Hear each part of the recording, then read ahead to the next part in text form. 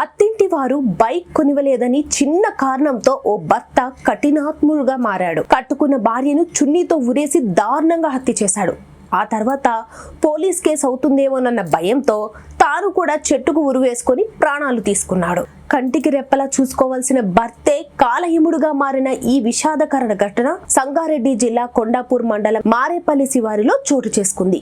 వివరాల్లోకి వెళ్తే మారేపల్లి గ్రామానికి చెందిన దాసరి అంజయ్య అనే యువకుడికి నారాయణ్ గేట్ మండలం సంజీవరావు పేటకు చెందిన యాదమ్మతో 11 నెలల క్రితం పెళ్లయింది. పెళ్లైన కొత్తలో అంతా బాగానే ఉన్న మద్యానికి బానిసైన అంజయ్య కొన్ని రోజులకు అత్తింటి వారు తనకు బైక్ కొనివ్వాలన్న భార్యతో గొడవ పడుతూ ఉండేవాడు. ప్రస్తుతం ఈ దంపతులు తమ తల్లి సోదరుడితో కలిసి మారేపల్లి శివారిలో ఒక మామిడి తోటలో కౌలుకు తీసుకొని అక్కడే నివాసం ఉంటూ మామిడి పండ్లు అమ్ముకుంటూ బ్రతుకుతున్నారు. బైక్ కొనివ్వాలంటూ అంజయ్య రోజు గొడవ పడుతూనే ఉండేవాడు. అత్తింటి వారు కూడా త్వరలోనే బైక్ కొనిస్తామని నచ్చ చెప్పారు కూడా. అయినా వినని అంజయ్య పెళ్లయి 11 నెలలవుతున్నా ఇంకా బైక్ ఇవ్వలేదంటూ ప్రతిరోజు తాగి వచ్చి భార్యను వేధిస్తూనే ఉండేవాడు. ఒక రోజు ఉదయం అంజయ్య తల్లి మామిడి పండ్లు అమ్మడానికి పక్కనే ఉన్న ఊరు సదాశివపేటకు వెళ్లారు. ఆ సమయంలోనే తోటలోని ఇంట్లో భార్యాభర్తలు ఇద్దరు ఒక్కళ్ళే ఉన్నారన్నమాట. ఆ సమయంలో తోటలోని ఇంట్లో భార్యాభర్తలు ఇద్దరే ఉన్నారు. చున్నీ బిగించి గదిలోనే ఉరేసి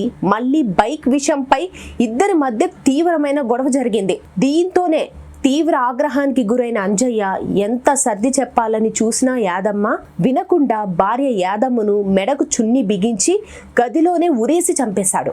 యాదమ్మ ప్రాణాలు పోయాక గాని అంజయ్యకు తాను చేసిన తప్పు తెలియలేదు. భార్యను చంపేసినందుకు పోలీసులు కేసు పెట్టి జైల్లో వేస్తారని తీవ్ర ఆందోళనకు గురయ్యాడు. దీంతో తను కూడా బతకకూడదని నిర్ణయించుకొని భార్య శవాన్ని గదిలోనే వదిలేసి ఇంటికి కొద్ది దూరంలో ఉన్న ఒక మామిడి చెట్టుకు ఉరివేసుకుని బలవన్మరణానికి పాల్పడ్డాడు. ఒకేసారి భార్యాభర్తలు ఇద్దరు శవాలుగా మారిన విషయం తెలుసుకున్న DSP Sattaiah Goud, Kondapur CI Suman Kumar, SI Someshwari ఘటనా స్థలానికి చేరుకొని పరిశీలించారు. మృతుల కుటుంబ సభ్యులతో మాట్లాడి వివరాలు సేకరించారు. మృతురాలు యాదమ్మ తండ్రి సాయిలు ఇచ్చిన ఫిర్యాదు మేరకు పోలీసు కేసు నమోదు చేసుకుని దర్యాప్తు చేస్తున్నారు. పెళ్లైన ఏడాది కూడా తిరగకుండానే ఇలా బైక్ విషయంలో గొడవలు పడి ఇద్దరు ప్రాణాలు పోగొట్టుకున్నారని స్థానికంగా తీవ్ర శోకాన్ని నిలిపింది.